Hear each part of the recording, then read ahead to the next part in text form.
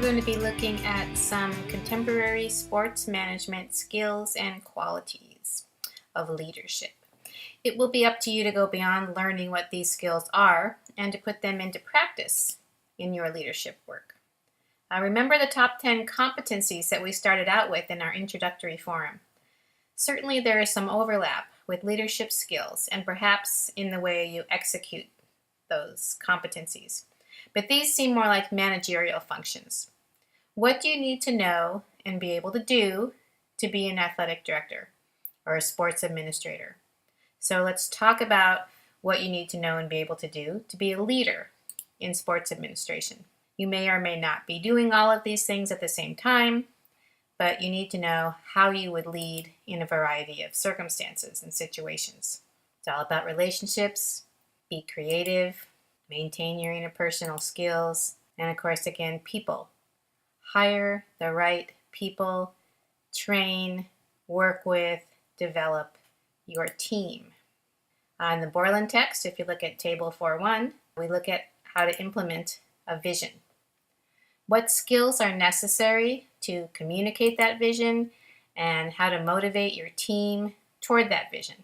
In addition, we'll look at some ideas to help you get through the inevitable crisis or conflict that will occur in any organization and how to move forward. We are, after all, human. So what is a vision? It's forethought. Where do you want your organization and its people to go?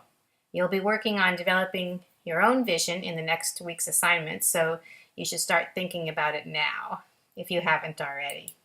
Vision is developing forethought for future direction and success. You need to evaluate, interpret, and develop future directions for management. Understand the impact of a decision for future outcomes. Make decisions based on the needs of your organization and with the purpose of achieving goals. Leaders must be able to match the capabilities with the abilities of your organization. Assess the abilities of subordinates and their assigned tasks. Be sensible about forming the right team. Monitor the progress and identify the successes of the team. Mentor your team and provide structure and social interaction if necessary. Provide your followers with an identity.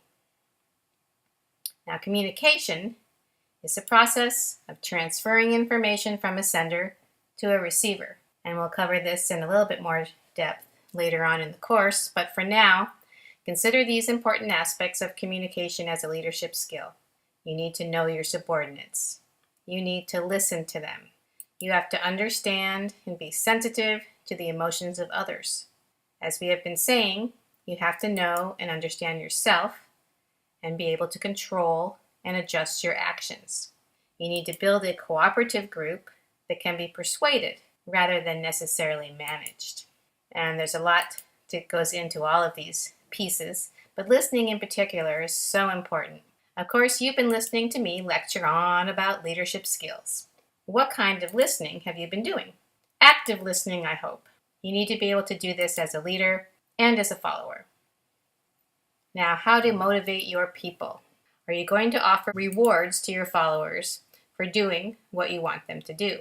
Are you going to invest in them and develop their potential so that they are happy and satisfied and want to do good work? Are you going to offer internal or external sources of inspiration? Are you going to empower them and delegate to them as they become autonomous? Are you aware of the needs of your subordinates? Now, crisis and conflict, a big topic that we will delve into a little bit more in the future.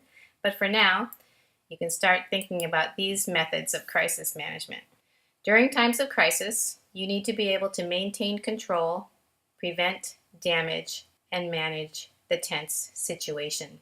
You have to find solutions to challenges utilizing your available resources. You need to bond with subordinates by empathizing with them. And leaders must be flexible and comfortable with uncertainty. Develop trust with your subordinates. There are an exhaustive number of skills needed to achieve and maintain a leadership position. Remember that practice makes perfect, and you need to acquire experience in different types of situations. Find a mentor, participate in an internship, attend conferences, join clubs, do your homework. Being a good leader requires identifying skills and developing those skills over time for both you and your followers. And most importantly, do it in an open and honest framework, putting your people first.